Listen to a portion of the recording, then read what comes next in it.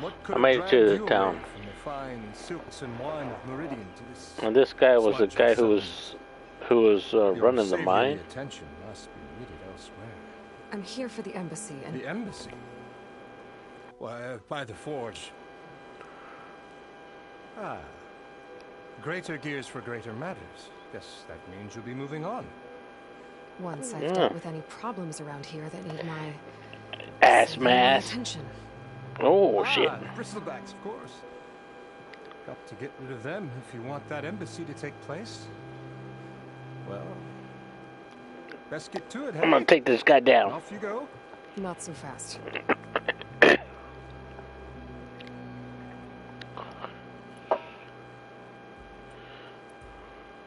You ordered the work stoppage? Indeed I did. We're laborers, not soldiers. Until the Carja clean up their mess and give us the fair deal we deserve, I'm not risking Osseram lives. Fair deal? You mean your concession decree? It's not my decree. It's on behalf of all the good Osseram laborers of this land who do all the back-breaking work, while only the Carja reap the rewards. All we're asking for is the ability to share in this prosperity for a land worked by the people, for the people. Right. And just how much would be your share? Only an amount appropriate to my contributions to this community, of course.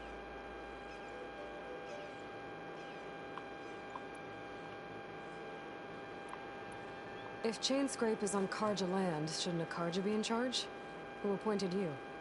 The sensibilities of good Osseram folk, of course. You think a Karja can head this whole venture? Ah! The magistrate can barely make the trek from Barren Light without losing a few screws. So you have no real authority then?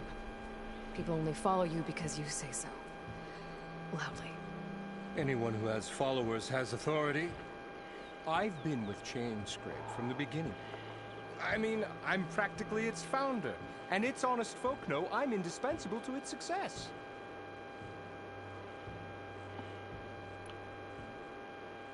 You said you founded Chainscrape. Somehow I doubt that. Practically founded, I said. I alone saw its potential when it was just a smattering of tents in Barren Light shadow. I invested in the mine, convinced some friends back home to do the same, and here we are. You could say Chainscrape is what it is thanks to me. Oh, so you're not just standing around and profiting off everyone else? Not at all. Sure, I make a little return on my investment here and there, but my main priority, as it was from the beginning, is to look after the well-being of these honest, working Osseram.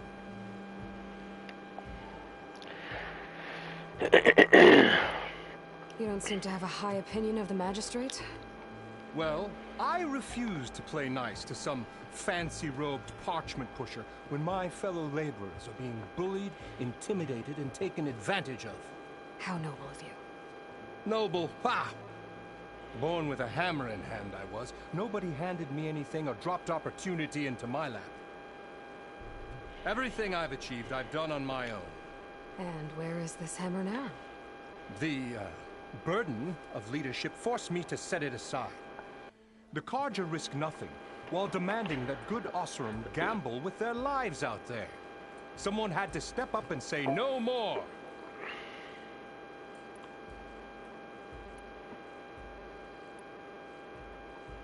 Where's the whistle? Right in the middle of town, but with the threat out there, I'm not endangering innocent Osseram lives. I'm going to clear out the bristlebacks. And when I'm done, this valley is going to get moving. If that's what it takes. Until then, I'll keep looking after the safety of these good folk. Just be ready to blow the whistle. Well, I'm gonna take you down. Better see what that Karja magistrate wanted. I bet he's in the tavern.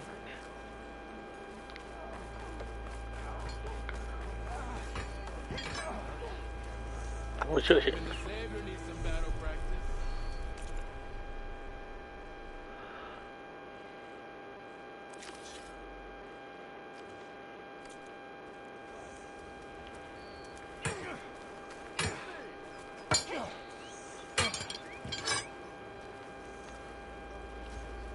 You wanted to speak to me? Well, you know better than anyone it's a dangerous world out there, and not just against machines. Name's Oder. This here's my training pit. Best place to practice close combat this side of the Forbidden West. Say, I wonder who'd win in a fight. You, the savior of Meridian, champion of the East, or the Enduring, master of the West. Who? The Enduring, a legendary Tenakth fighter, the master of masters. I've heard the Tenakth have training pits just like this one. It's how the warriors get so fierce, see? And only the very best from the pits get to train with the Enduring.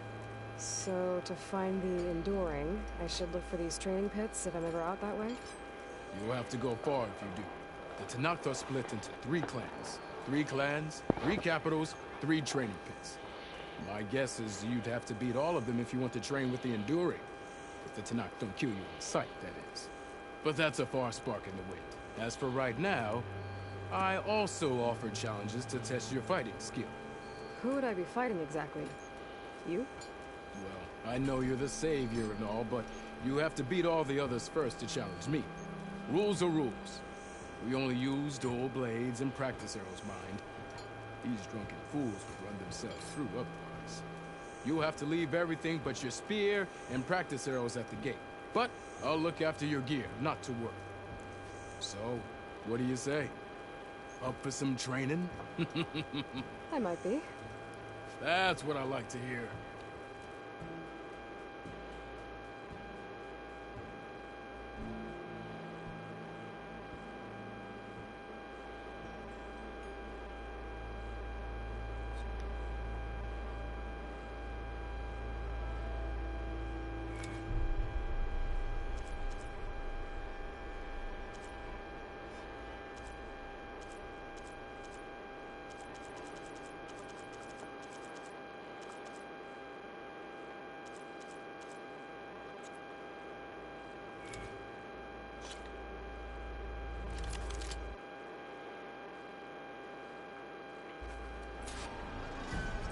Almost ready to go? Yes!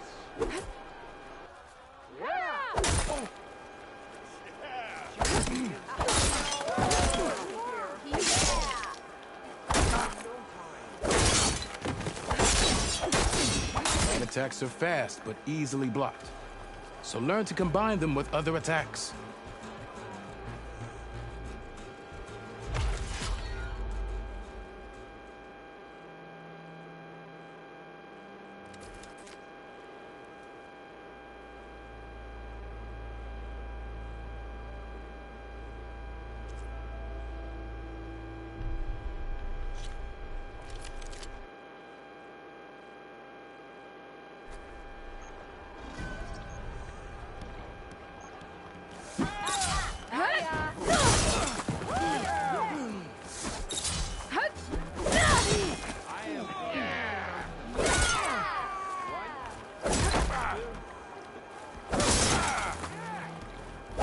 Attacks break weapon blocks and do more damage. But they're slow, so your opponents might counterattack.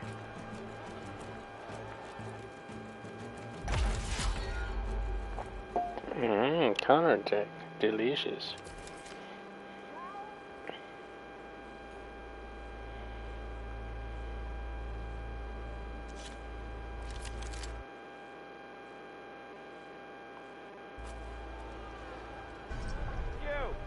I know you see me.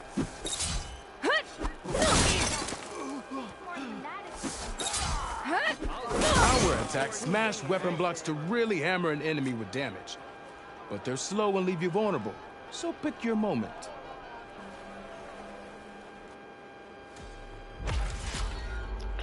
Terminology.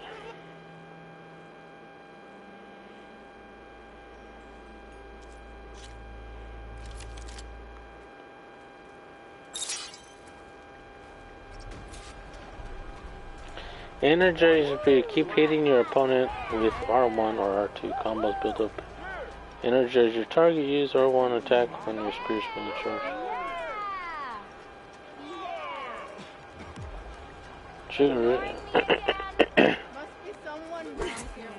That spear of yours seems to energize after attacks.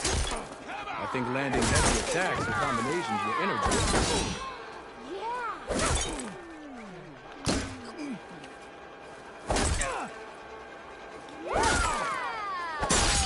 use that energy. Try attacking your enemy. See if you can energize them.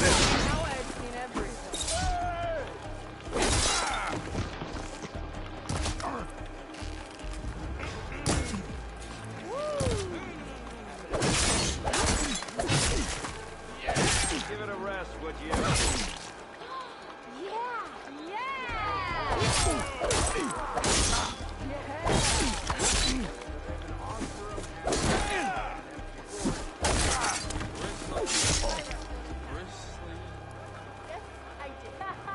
Hit your opponent. No. I'll restart.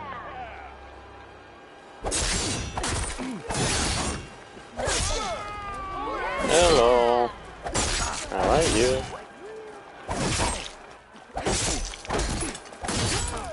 Am I charged?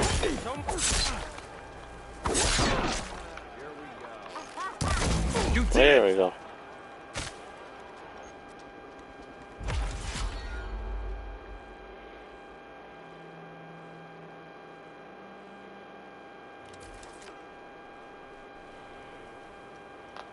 I need to unlock all my melee stuff.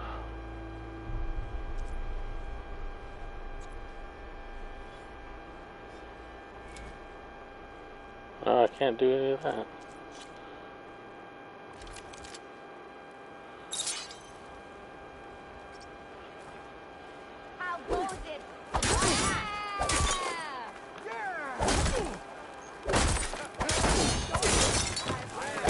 You think your spear can deal with that armor?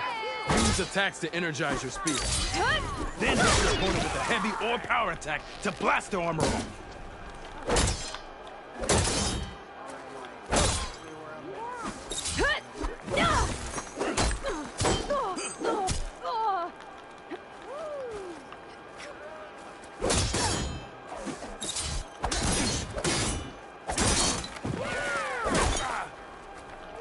Tap, tap, tap.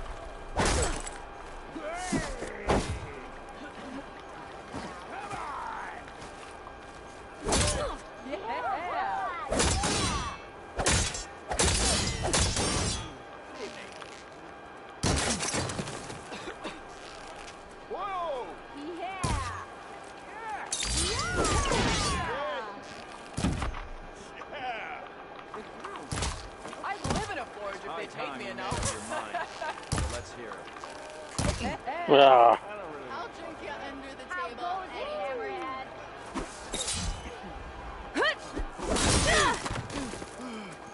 Time over. Okay, just try again.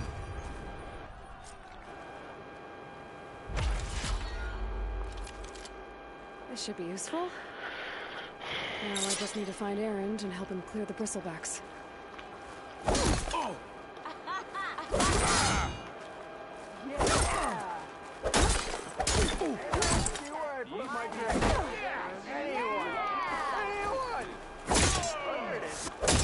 You still owe me 5 stars.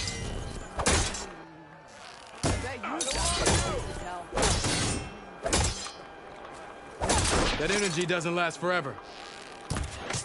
Shoot the glow. That spear can give you the edge in battle. Keep energizing it, and then your enemies. Triggering those energy blasts should help you vanquish your opponents. Vanquished.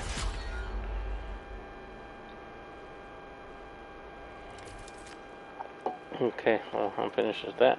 I gotta unlock all of my melee stuff.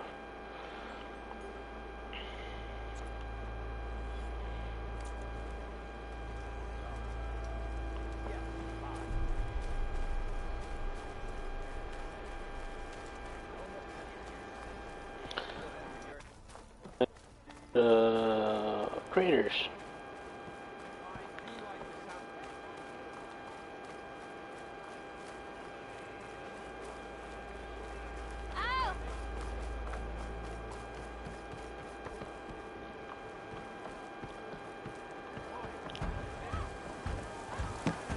The tavern. Hey. Hey, Milda. Milda. I took some of your stew last time I went into the wilds. Kept me going for a week. Felt like I could have put a strider in a sleeper hole. Enjoy it while it lasts. Sounds like you're serving up some impressive provisions here. Not again. You can have the discount too, but you'll have to come back later. I think you have me confused with someone else. Olvin didn't send you? No. Oh, my apologies. It's just that his minions won't stop pestering me. Now I've even worn out my special grill. Since I'm in the midst of a crisis, perhaps you could skip to what it is you wanted? Some of your food? Of course.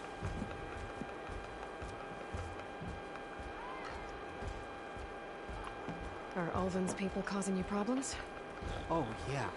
They constantly demand my best, but the equipment I need to make my signature dishes isn't built for batch cooking. And don't get me started on the Ulvin discount they feel so entitled to. And if you refuse?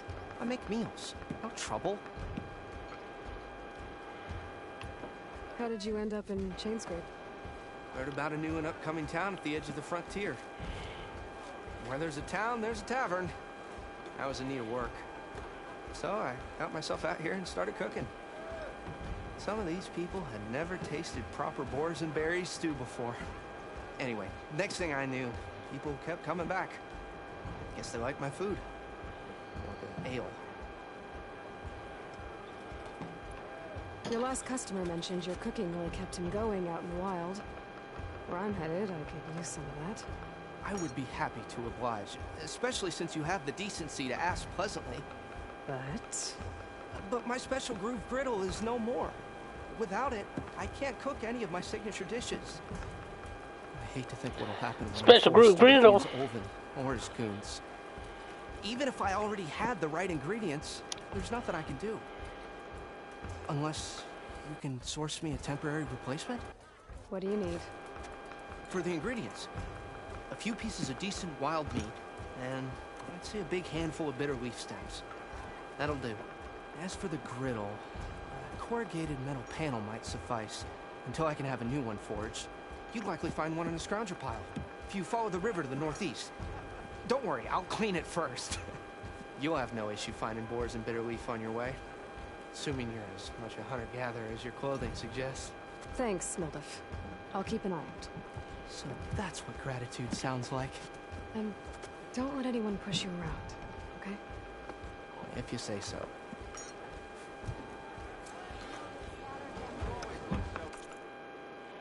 I'm gonna go get me a pan.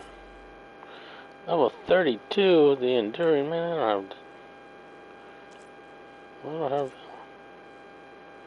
Oh. Well, I guess that's... Ah, hello again. How goes your search? About that.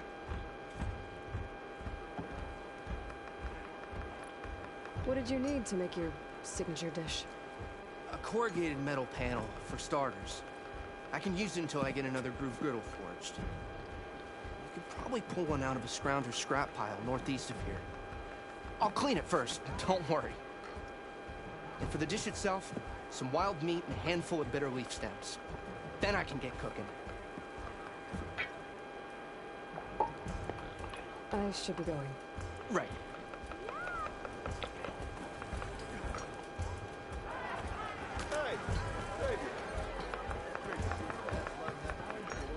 Savior! Over here! Savior, thank you for taking the time. Condolences that you had to endure all this bloviating. I've dealt with worse. It sounds like he's really trying to put you over the barrel. The idea that the Karja purposely let bristlebacks into the Daunt, it's completely absurd. But the louder and longer he says it, the more support he'll get for his damned concession decree. How did the Bristlebacks get into the Daunt? No one knows for sure. The first report of them came from west of the quarry.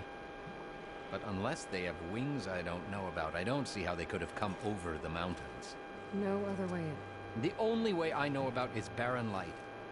Look, if you can get to the bottom of this, I can offer a considerable bounty in return. Help me shut Ulvin up. What is this concession decree that Ulvin wants? He wants the Sundom to designate portions of the Daunt as Oseram holdings. Only the portions, mind you, that produce any value. Let me guess. Because he stands to profit somehow? Exactly. With the Daunt under Oseram law, he could secure more investment for their numerous ventures. He can't get those investments without the concession? No. Not while there's a chance the Sundom could revoke their access. Hence, why the concession is so important to him. And why blaming the Karja for the bristlebacks, no matter how absurd, works in his favor. How did you get stuck out here? I asked for the posting, believe it or not. Overseeing the entire valley on behalf of the Sun King? It was an honor. Is an honor, I mean. But your job would be a lot easier without someone like Ulvund blasting hot air all the time? Ulvund's not going anywhere. He's been around longer than I have. Even fancies himself the founder of Chainscrape.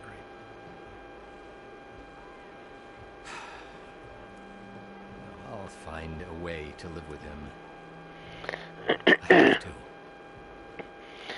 I need to go shopping. How does blaming the Karja for the bristlebacks help Ulvund get his concession? Look around.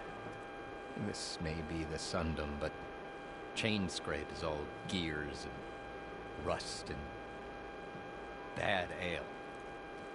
Claiming that the Karja loosed the bristlebacks in order to intimidate Oseram laborers into obedience. Well, let's just say no one here has forgotten the atrocities of the mad Sun King. And with the bristlebacks bringing work in the valley to a halt, Ulvund has plenty of time to pick at barely healed wounds. And if the Oseram refuse to work, unless the concession is signed, you won't have a choice. Correct. The reconstruction of Barren Light must continue. You said the bristlebacks were first spotted west of the quarry? Yes, according to one terrified laborer, said the ground trembled before they came charging down the hillside. He took off and ran all the way here. Good place to start looking, then. If you learn the truth, maybe Ulvund will stop blaming the Karja for every problem under the sun, and maybe then he'll actually focus on rebuilding Barren Light instead.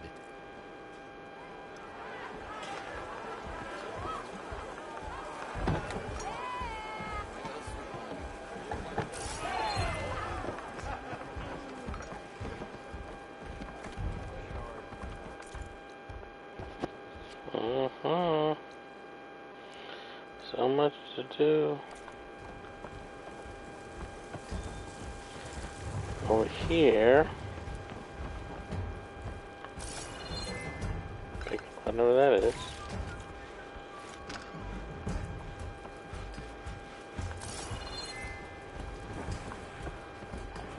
I just stole that stuff.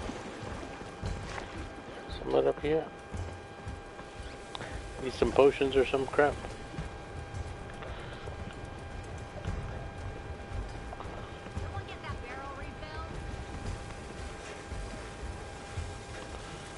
Is it outside?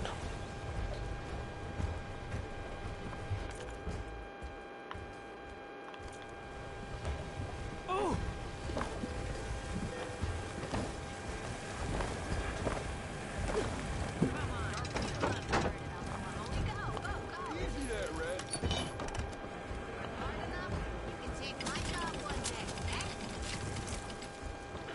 Yeah, I tried to talk to that guy, but he didn't let me. Talk, talk, talk, talk, talk, talk, talk.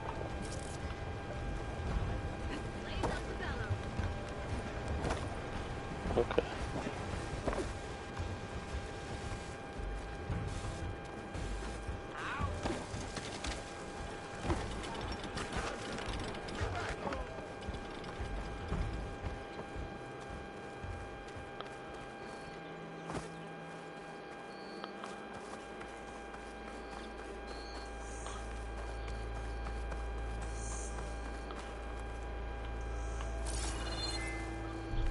Oh, you mean he's inside? Right where I tried to talk to him? Yeah.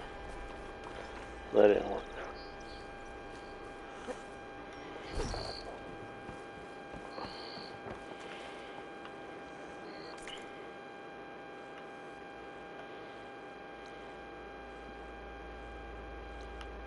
What is that? Machine Strike Beginner. I'll figure that out.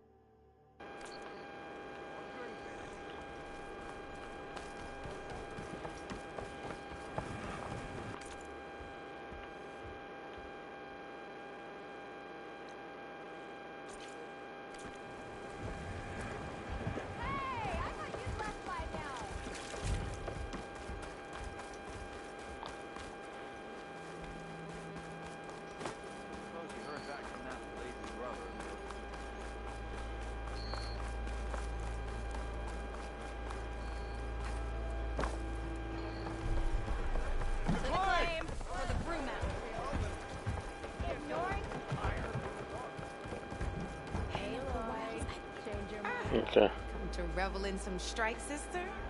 Let me set the board. I was just passing by. First timer, huh? Don't worry about it. I'll go easy on you. You got any pieces? No. Well, aren't you in luck then? I got an extra set. A Tanakh original straight out of the Forbidden West. Wow. Sit. I'll run you through it in a hot spark. Hot spark. Special if you win it on my boards, too.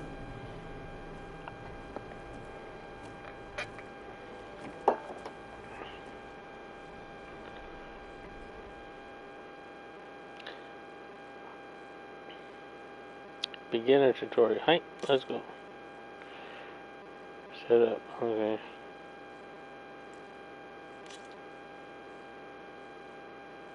All right, let's start off simple.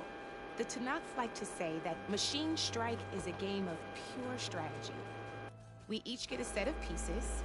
Each piece represents a kind of machine, and each machine is worth a different number of victory points.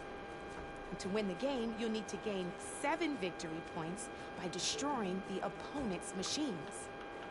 It can be tricky remembering the details of every machine, so we use these notes to keep track of them.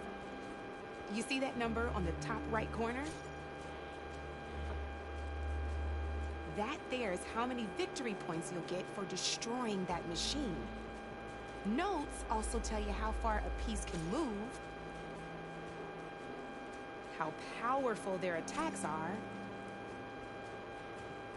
the distance they can strike from,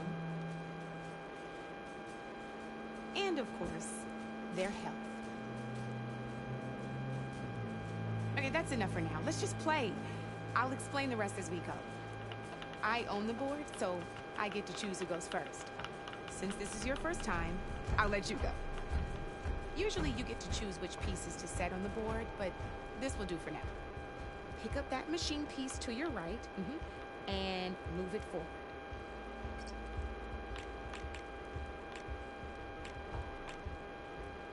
And remember, each machine can only move a certain distance. Take a look at your notes if you need a reminder.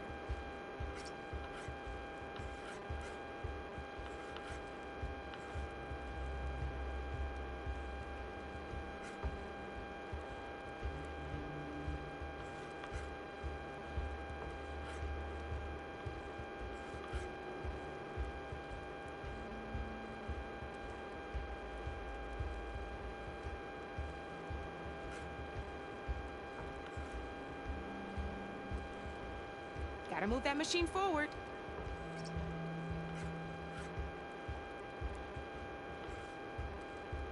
Just need to, move that machine forward, Red. Move that machine forward. It's all part of the learning process.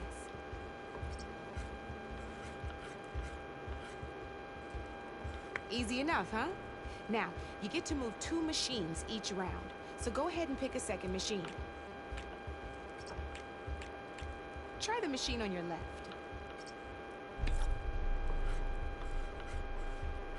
Perfect. There's not much else to do for now, so we still got a lot of ground to cover. End your turn.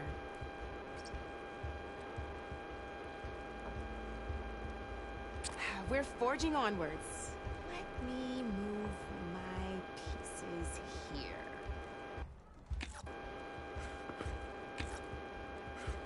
And we're back to you. This time, why don't you try attacking one of my pieces?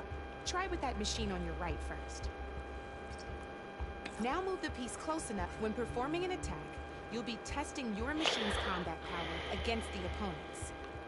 A machine's combat power is a combination of the terrain your machine is standing on and its own attack power. This board only has grassland terrain, which has no effect on a machine's combat power. And your current machine has 2 points of attack power. So in total, your machine's combat power equals 2 points. Since my machine isn't the one attacking, it has 0 points of attack power. And just like your machine, it's not affected by grassland terrain. So right now, the difference in combat power between the two machines is 2 points. This means your machine can do 2 points of damage to my machine. Did you get all that?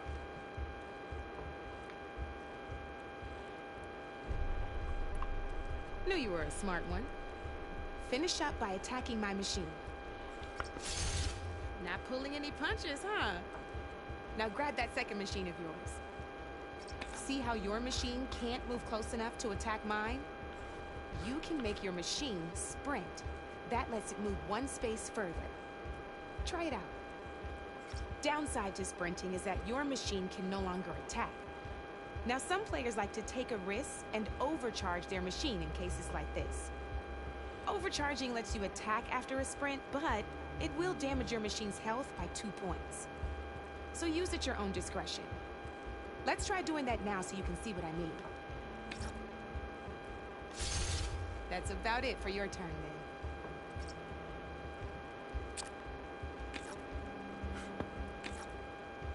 Now, I'll let you in on a neat trick.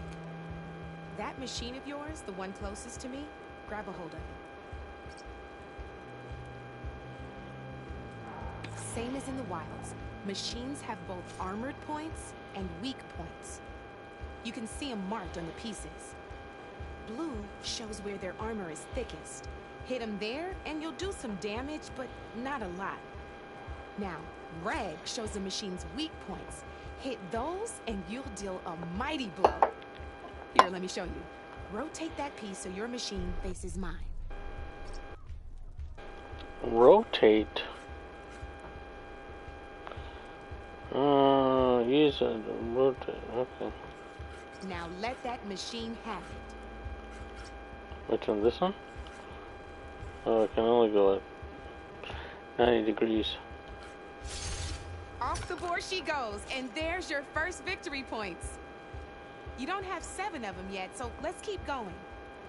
Your machine attacked mine, but hasn't moved yet. Go ahead and move downwards towards my remaining piece. You've already attacked a machine and moved your piece. But if you overcharge your machine, you can attack a second time. And by the look of your machine's health, you'd be sacrificing your piece to defeat mine. But sometimes that can be a good thing. Overcharge your machine to attack mine.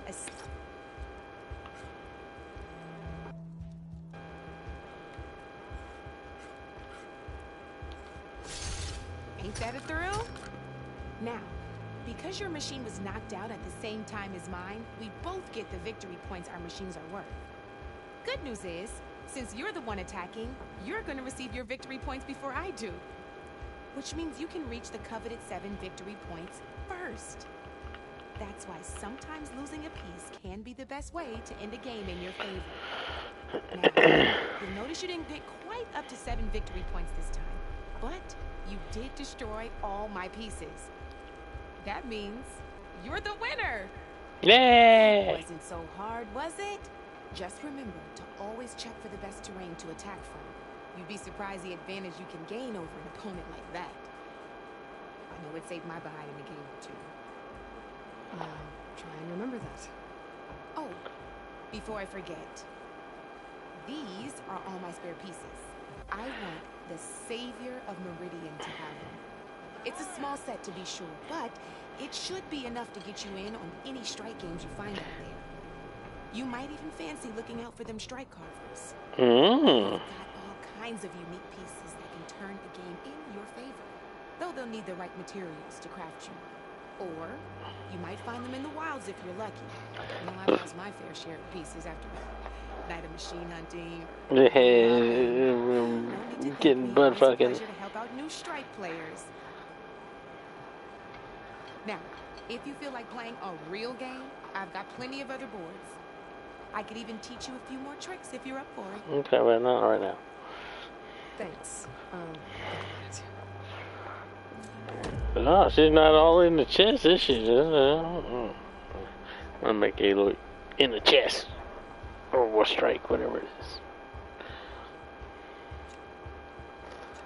Terrain. Oh, that's a bunch of stuff to Come learn. back anytime, Ray. Okay, thank you, Janet.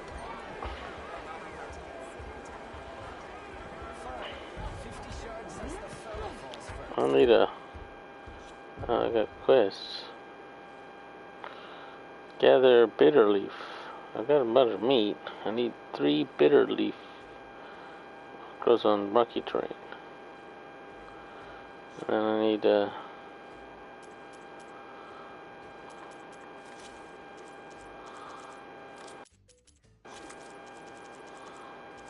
oh, that's okay. Good. Oh shit. Something. Here we go. I got some new machines somewhere. Oh, those was Slytherin. Malfoy. I got some. Dumbledore. Yeah, I gotta get that.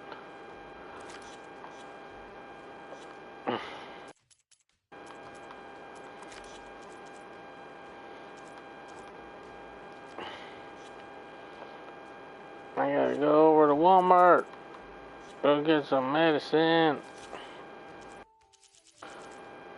That's all I got. Well, what the fuck do you want me to do in the notebook?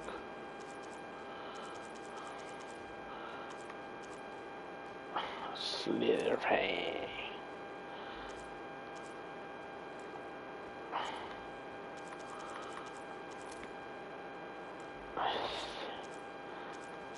I need to go get some more antlers. Okay, that's it. How can I have something more to learn? In my notebook.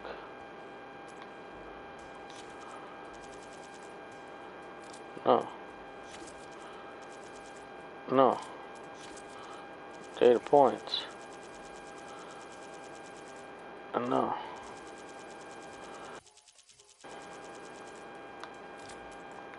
Game progress, okay. Statistics, okay. Alright, here we go. Tutorials. Slytherin.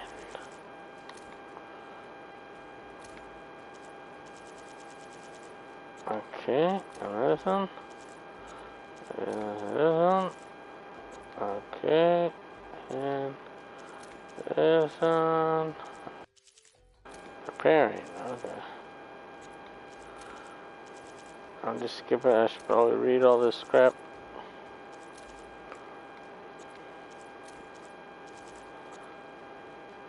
And that should be it. I don't know. Might be. I could read all this, but it's not going to be action packed.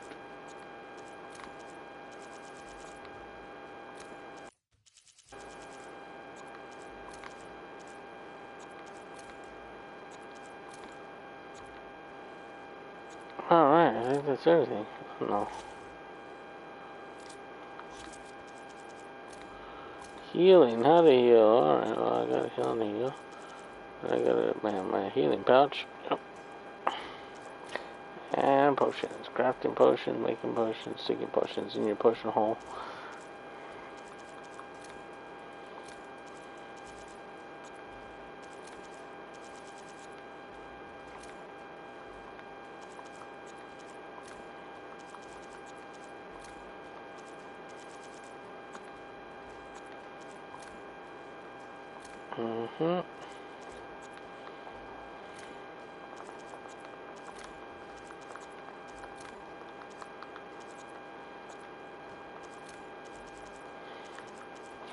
Leveling up. Get max health. I get some skill points. I get some effective gear. Enemy levels.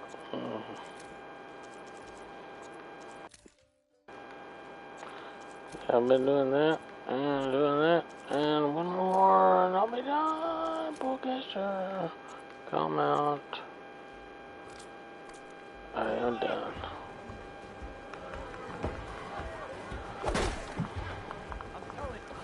Hey there, Eloy.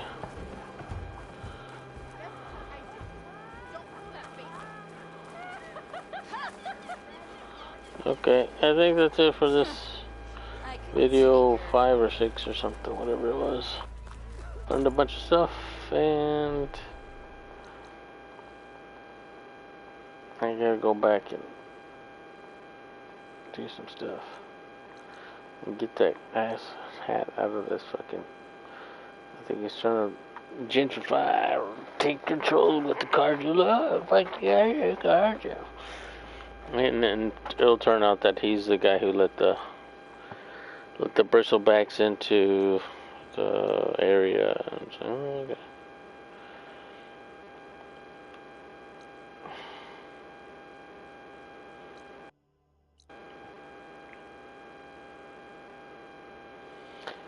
Okay, let's stop this. Close.